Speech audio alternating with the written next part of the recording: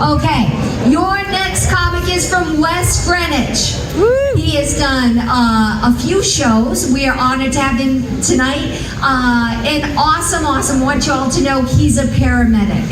So want a huge round of applause for Tom Kilday.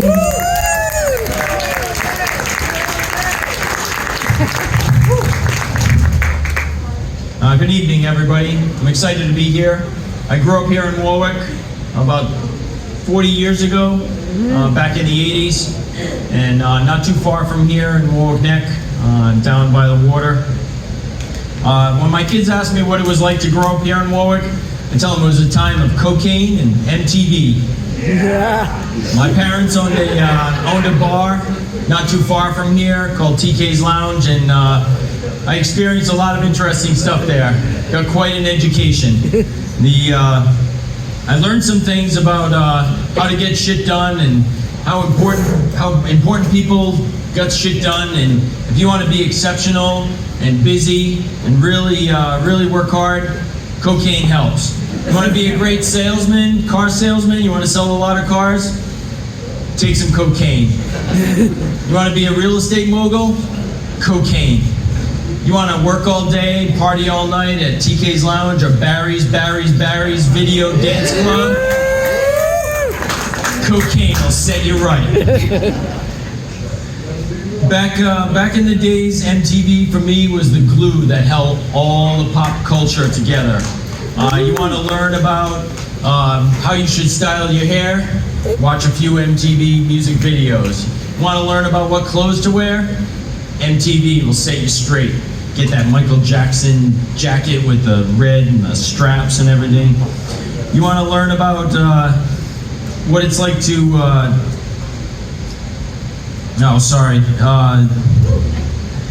even the songs, Eric Clapton, if you want to get down on the ground, cocaine.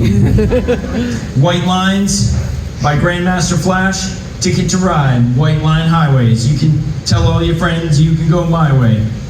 That MTV pop culture, you could even learn how to do drugs. All you had to do was watch some MTV. You wanted big hair?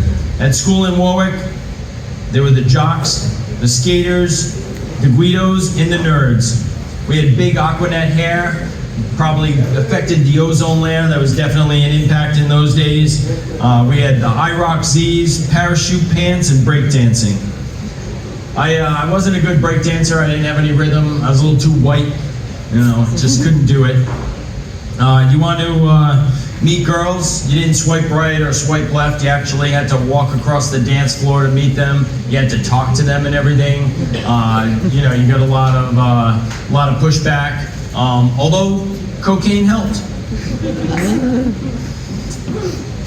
Some of the craziest shit happened in those days and nobody went to jail.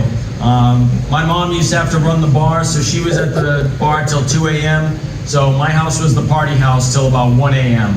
When, as long as you cleaned up by 2 a.m., you were all set. So you saw 17 teenage kids running around cleaning like a bunch of Portuguese grandmothers, polishing the tables, vacuuming the floors, everything was good.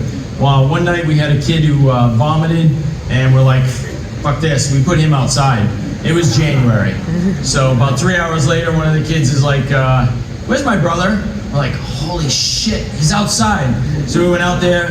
We brought him inside. He was a little cold. Took us about 2 hours to warm him up, but he didn't die. I think to myself, I'm a parent now. I'm like, my mom's coming downstairs in the morning, makes her coffee, drinking her coffee, looks out back on the patio, and there's this kid frozen. And I was like, but that didn't happen, but I guess it could. It's interesting that, in all the kids that grew up in the 80s, we're the ones most responsible for the laws that are about responsibility, despite all the shit we did when we were kids in the 80s. Then we had the food delivery. How many folks remember Domino's Pizza? It was right over here. You could order pizza 30 minutes right to your house. It was like a fucking miracle. You're like sitting at home, you're being neglected by your rich parents, cabinets are empty, they think you're a latchkey kid, there's no food in the house. So you're like, I'll order some pizza. 30 minutes, shows up at the house, put it on the parents' credit card, you're good to go. And then I discovered the milkman had a list. You could check boxes. You could buy ice cream, chocolate milk, frozen French fries, chicken fingers. That fucking guy, he was about my height, and I think he was my dad. The other stuff back in the day, 80s porn. So porn started to be on TV. You could actually get it at home on Skinamax.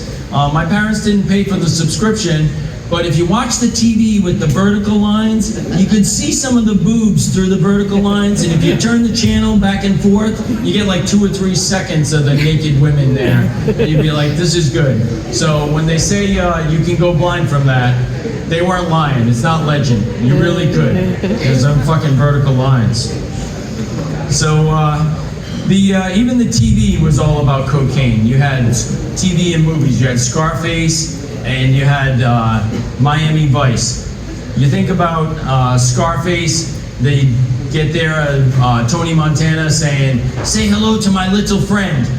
Back in the day, that was all about a big gun and everything. Nowadays, you say that, means you got a little dick, and you're probably gonna go to jail for talking about your penis in public.